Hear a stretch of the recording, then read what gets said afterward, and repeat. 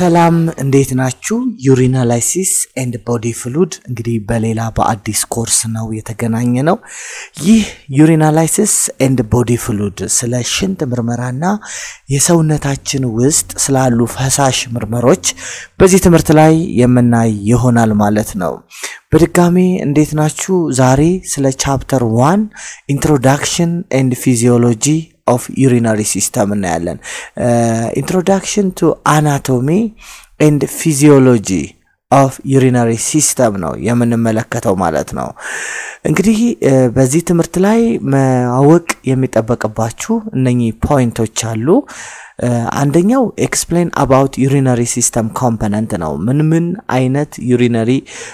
componentዎች አሉ የሚሉትን ነገር እናያለን ሌላኛው elucidate about anatomics of kidney now you should be elaborate about anatomies of kidney express or elaborate explain ማድረግ ይጠበቅባችኋል ሌላኛው explain about formation compositions of urine ነው urine እንዴት ፎርም እንደሚሆን በውስጡም ደግሞ ምን አይነት ሶሉቶች እንዳሉት ኮምፖዚሽኖች እንዳሉት ማብራራት ማወቅ ይጠበቅባችኋል ማለት ነው ሌላኛው explain about reporting systems of urinary system urinalysis በዩሪናላይሲስ የሽንት ምርመራ ምን ነገሮች በውስጡ እንዴት ተደርገው ሪፖርት እንደሚደረጉ ማወቅ ይጠበቅባቸዋል ሌላኛው describe about renal threshold and renal clearance ምን ማለት ነው renal threshold ምን ማለት ነው renal threshold እና renal clearance ምን ማለት እንደሆነ ማወቅና መግለጽ ይጠበቅባቸዋል ማለት ነው ስለዚህ ለዛሬ በቀጥታ ከአንደኛው ኦብጀክቲቭ እንጀምራለን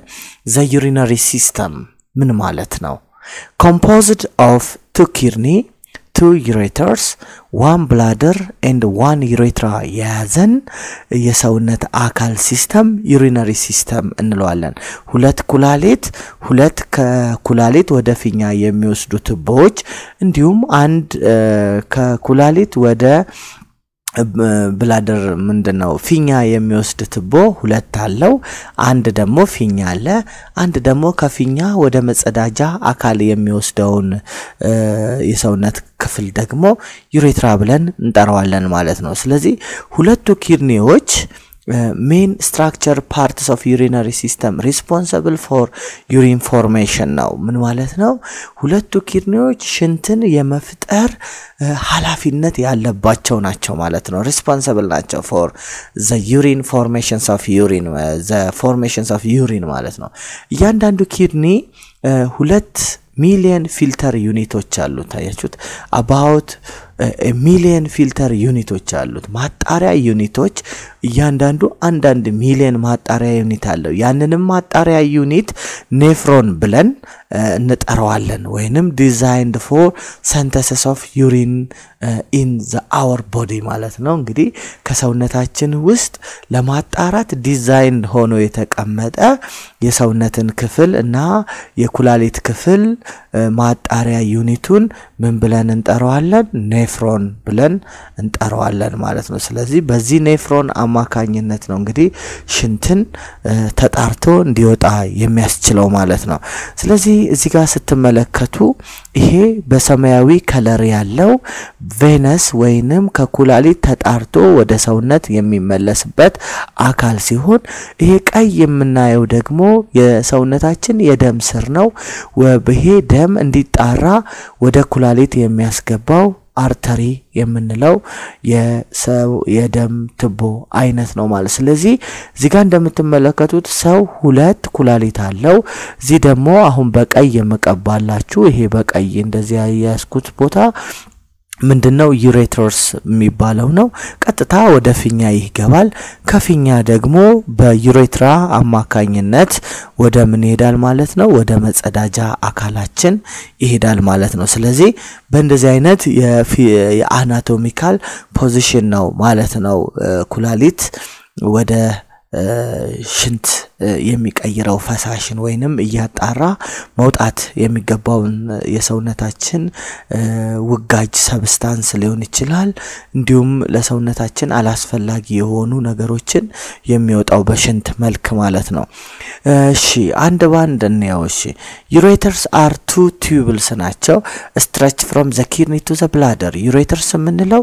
ከኪድኒ ወደ ብላደር stretch ሆኖ የሚወጣውን ትቦ ureters እንለዋለን ማለት ነው functions of ureters ስናይ ምንድነው ጥቅሙ ትራንስፖርት ዩሪን ነው ዩሪንን ትራንስፖርት ማድረግ ብቻ ነው ማለት ነው ሌላኛው bladder the transport method in ureters are by gravity and persistent rhythmic sequence ነው smooth muscles of ureters ማለት እንዴት ነው ትራንስፖርት የሚያደርግበት ሜተድ በግራቪቲ ሜተድ እና በግራቪቲ and persistence of rhythmic sequence በሆነ ከላይ ወደ ታች ሙቭ ማድረግ ብቻ ነው ስራው ማለት ነው እሺ anatomy of kidney ስንመለከት kidney are two bean shaped organ about ያንዳንዱ ባቄላ ወይንም ቦለቄ የሚመስል ሼፕ ያለው 150 ግራም የሚመዝን ስትመለከቱት እንደዚህ አይነት ሼፕ ያለው በሚዛን ደግሞ ስንመለከተው 150 ግራም የሚያህል መመዘን የሚችል ሲሆን ዩሪን ፎርሚንግ ዩኒት ነው cortex medulla ወይንም lobed renal pyramid አይነት ስትራክቸር ያለው cortex የምንለው የኪድኒ ሼፕ ይሄ outer layer cortex ሲባል inner layer ደግሞ ይሄ ከውስጠኛው ክፍል ምን በመባል ይታወቃል ሜዱላ ይባላል ይሄ ኮርቴክስ እና ሜዱላን መሃል ለማል ከፍሎ የያዘው ኮርቲኮ ሜዱላሪ ቦርደር ብለን እንጠራዋለን እያንዳንዱ የየራሱ ፈንክሽን አለው እስቲ እናየዋለን ማለት ነው ስለዚህ ከኮርቴክስ እና ከሜዱላሪ ወይንም ሎብ ኦፍ ሬናል ፒራሚድ የያዘ ሜዱላ እንለዋለን ኮርቴክስ ኤንድ ሜዱላሪ ኮምፖዝ chiefly of nephron and blood vessels አሉት በጣም ብዙ ኔፍሮን ወይንም ማጣሪያ ዩኒት የኩላሊትና እንዲሁም blood vesselsን በውስጡ የያዘ ነው ማለት ነው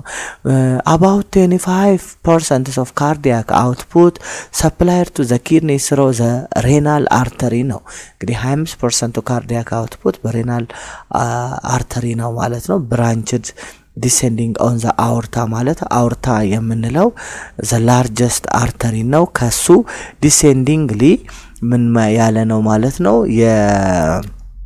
ብራንችድ ሆኖ የመጣ ነው ማለት ነው እንደገና በሱ ከካርዲያክ አውትፑት በአርተሪ ገብቶ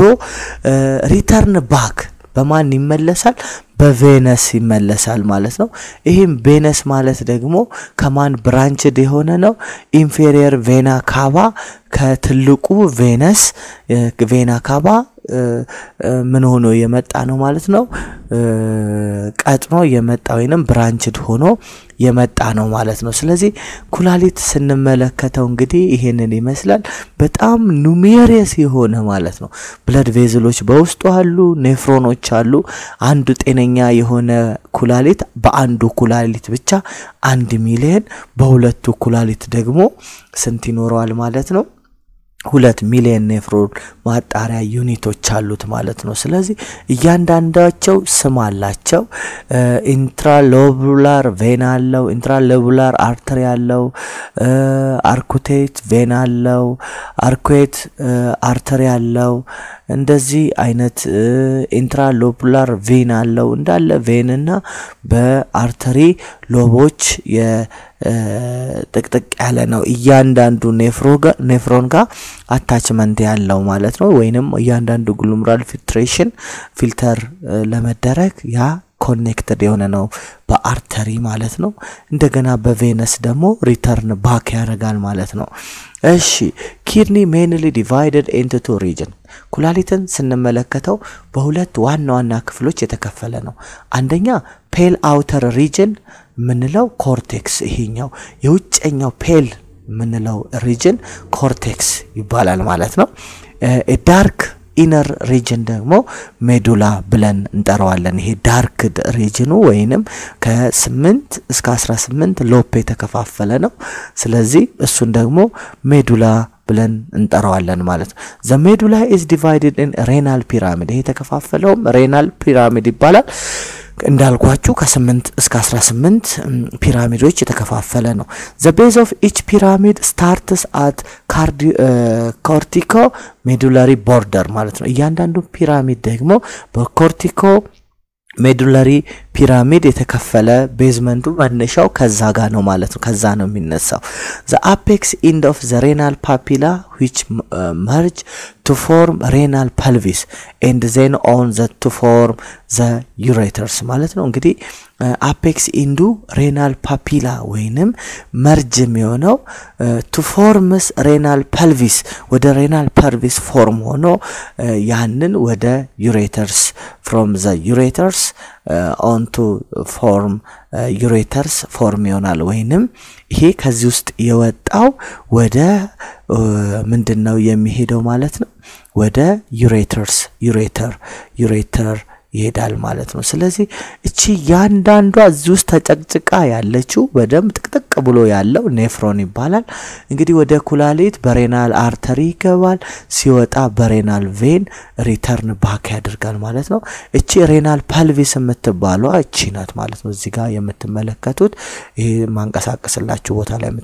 የምትመለከቱት ሬናል ፐልቪስ ይባላል ሬናል ፒራሚድ የምንለው የኩላሊት ክፍል ይሄ ነው ኮርቴክስ የምንለው ደግሞ ከዚህ ከድር ወይንም ላይተር ኤሪያው ኮርቴክስ ይባላል medullary is dark ወይንም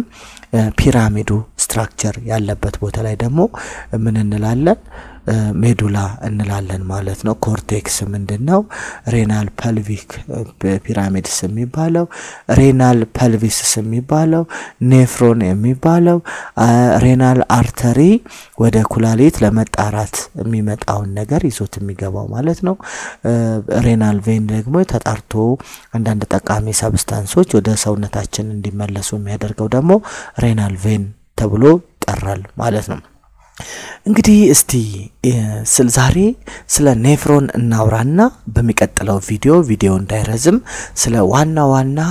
የኩላሊት ክፍሎች እንማራለን ማለት ነው the nephron is a fundamental urine producing unit of the kidney ነው እንግዲህ ኔፍሮን የምንለው ማጣሪያ ዩኒቱ ነው ከኪድኒ ውስጥ በጣም ዩሪንን ሽንትን ፎርም እንዲሆን የሚያደርገው ወይንም ተጣርቶ እንዲወጣ የሚያደርገው የኩላሊት ክፍሎች ኔፍሮን በመባል ይታወቃል ማለት ነው we have total 2 million nephron in two kidneys በሁለቱ ኩላሊታችን አንድ ሰው በአንደኛው ኩላሊት 1 ሚሊዮን በአንደኛው ኩላሊት 1 ሚሊዮን ይሄ ጤነኛ ለሆነ ሰው ነው እንግዲህ ማለት ነው components of nephrons ስናይ glomerulus የሚባል ተፍተፍ capillary with a filter or occur filtration የሚፈጠርበት ቦታ ምን ብለን እንጠራዋለን ግሎመሩለስ ተብሎ ይጠራል ማለት ነው ሌላኛው ቦማብስ ካፕሱል ነው ቦማብስ ካፕሱል የምንለው ደግሞ በግሎመሩለስን ሰራውንድ አድርጎ ወይንም አቅፎ የሚይዘው ቦማብስ ካፕሱል ብለን እንጠራዋለን እንግዲህ ግሎመሩለስ የሚባለው ይሄ ነው እዚህ እንዳለ ተፍት የሆነው ወይንም ማጣሪያ ዩኒቱ እዚህ ጋር ይሄ ከዚህ ያለውን ማለት ነው ይሄን አጠቃላይ ግሎመሩለስ እንለዋለን ይሄን ደግሞ አቅፎ የያዘው ምን በመባል ይታወቃል ቦማብስ ካፕሱል ተብሎ ይጠራል ማለት ነው አያችሁት ቦማብስ ካፕሱል ብለን surrounded the glomerulus collected filter ማለት ነው ይሄንን ፊልተር የተደረገውን ኮሌክት አድርጎ አቅፎት የሚይዘው ቦማብስ ካፕሱል ነው ሌላኛው proximal tubular convoluted tubules የምንለው ነው proximal ማለት ለፊልትሬሽኑ ቅርብ የሆነው ቲዩብ proximal እንለዋለን ማለት ነው loop of Henle የምንለው ደግሞ ዘቅዘቅ ብሎ የምናገኘው ቦታ loop of Henle እንለዋለን ከዚህ ከፕሮክሲማል እና ከርቆ ደግሞ የምናገኘው distal convoluted tubular ይባላል ከሱ ቀጥሎ የሚገኘው የኔፍሮን አካል ደግሞ collective duct adjust the volume and concentrations of urine የምናገኘው እዚህ ጋር ነው ማለት ነው እስቲ መለስ አድርጌ እንግዲህ ላሳያችሁ እንግዲህ እዚህ እንደምትመለከቱት ይሄ ቦማብስ ካፕሱል ይባላል እዚችው መሃለኛው ውስጥ ነው ማለት ነው ግሎመሩለስ ያለው ማለት ነው ከሱ ቅርቡ ቲዩብ የምናገኘው proximal convoluted tube ይባላል እዚህ ጋር ደግሞ የምናየው ሉፕ ኦፍ ሄሊን ይባላል እያንዳንዱ የየራሱ ስራ አለው በሚቀጥለው ቪዲዮ እንመለከተዋለን ሌላኛው ደግሞ እዚህ ጋር ዲስታል ቲዩቡለር ይባላል ማለት ነው ስለዚህ ይሄንን ዲስታል ቲዩቡለር ደግሞ ከዚህ ርቆ የሚገኝ ነገር ግን ብዙ ጥቅም ያለው ዲስታል ቲዩቡለር እንላለን ማለት ነው ሌላኛው እዚህ ጋር ኮሌክቲቭ ዳክት ነው የሚባለው ይሄ ኮሌክቲቭ ዳክት ሽንት የሚጠራቀምበት እንዲሁም ኮንሰንትሬትድ የሆነ ዩሪን የምናገኝበት ቦታ ነው ማለት ነው ኮሌክቲቭ ዳክት ይሄ እንዳጠቃላይ ምን እንለዋለን ኔፍሮን ብለን እንጠራዋለን ማለት ነው ስለዚህ ለዛሬ እዚች ቪዲዮ ላይ እንቆማለን ማለት ነው በሚቀጥለው እያንዳንዱን የኔፍሮንን ስትራክቸር አይተን ወደ ሴሽን 2 እናልፋለን አመሰግናለሁ አብራችሁን ስለሆናችሁ በድጋሜ በጣም ደስተኛ ነኝ ለሌሎች እንዲደርስ ለሌሎች ለጓደኞቻችሁ ሊንኩን እዚ ከታች ዲስክሪፕሽን ቦክስ አካባቢ ሼር የሚላለ ሼር የሚለውን ነክታችሁ በቴሌግራም ለምታውቃቸው ጓደኞቻችሁ ሼር አድርጉልኝ አመሰግናለሁ ቴንክ ዩ